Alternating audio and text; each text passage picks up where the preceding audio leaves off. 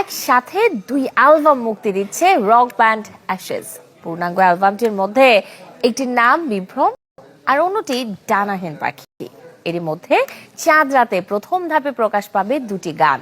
এরপর প্রতি সপ্তাহে একটি করে নতুন গান উন্মুক্ত হবে শ্রোতাদের জন্য।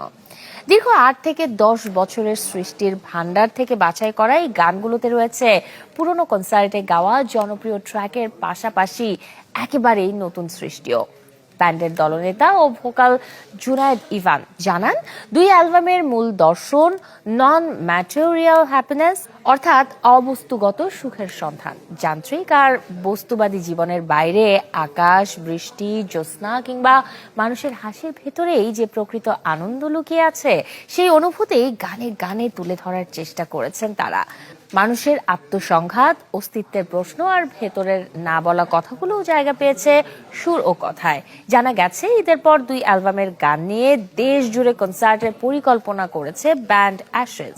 পাশাপাশি পাহাড় ও সমুদ্র ঘেঁষা বিশেষ লিসনিং পার্টিতে ভক্তদের নিয়ে একসঙ্গে গান গাওয়ার আয়োজনের পরিকল্পনাও আছে তাদের।